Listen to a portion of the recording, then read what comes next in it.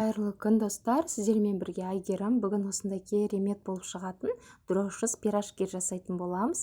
Ол үшін менің видеомды соңына шейін көрулеріңізді сұраймын. Менің YouTube каналыма тіркеліп, лайк басып, комментарийларыңызды қалдыра кетсеңіздер болады.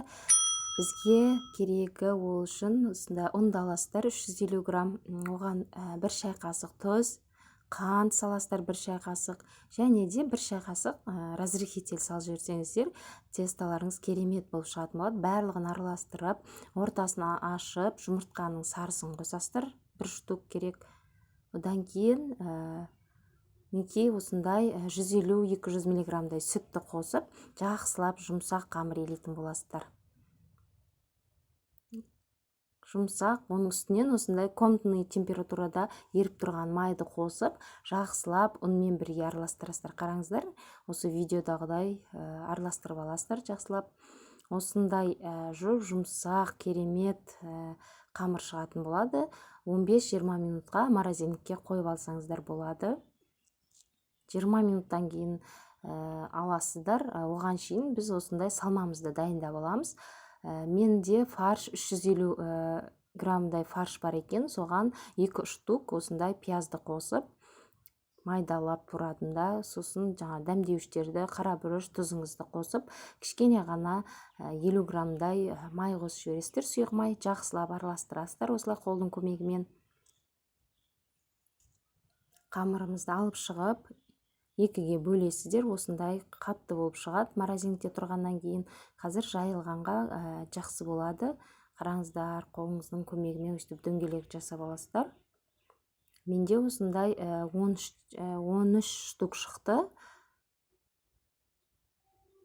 Домалақ қылып демалдырып қоясыздар. 10 минут демалдырдым да, сосын алып жайдым. Қараңыздар, осындай әртүрлі әрлеп, сәндеп, неше түрлі жасасаңыздар болады, өздеріңіздің қалауларыңыз бойынша. Мен осындай түрін қазір сіздерге көрсететін болам. Өте керемет, дәмді, ерекше дастарханның сәнін келтіріп тұратын пирожки. Ешқандай дрожжсыз, қамырым ашсын деп күтіп отырмайсыздар. Тез-ақ 20 минутта жасалынатын пирожки.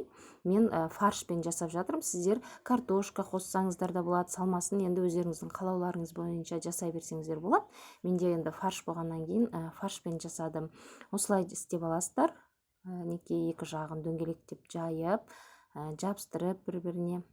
Ал екінші дөңгелекті аласыздар да, жаңада кесесіздер. Менде осындай әдемі өрнекпен келтіретін осындай кескішім бар. Осылай кесіп аласыздар. Немесе пышақпен кессеңіздер де, өздеріңіздің қалауларыңыз үйлеріңізде ешқандай осындай өрнек келтіретін зат жоқ болса, пышақпен кессеңіздер де болады.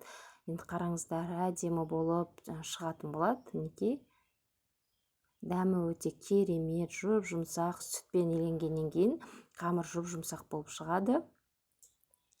Тағы да көрсетейін, осылай сіздерге түсінікті болу үшін. Екі жағын осылай кесіп аласыздар. И ортасына жаңағы салмасы салынған қамырды қоясыздар. Мінекей, керісінше қоясыздар. И екі жағын тағы да жабыстырып шығасыздар. Осылай жабыстырып, тапаға саласыздар. Дайын қамырдың барлығын. Қараңыздар, әдемі ерекше болып шығады қамырларымыз. Мінекей, мен пока 6 штугымды осылай бір тапаға пісіріп алам, одан кейін қалғанын пісіріп алатын болам. Бетіне жұмыртқаның сарысын алып, жақсылап жағасыздар. Сосын кунжут сепсеңіздер де болады. Қара кунжут бар, ақ кунжут. Менде үйде ақ кунжут бар, сол ақ кунжутты септім бетіне. Өте керемет, дәмді болып шығады. Видеоны соңына шейін көргендеріңізге көп-көп рахмет. Менің каналыма тіркеліп кетіңіздер. Алда керемет, қолжетімді рецепттер салып отырамын. Сондықтан каналыма тіркеле кетіңіздер. Сіздерге ас болсын.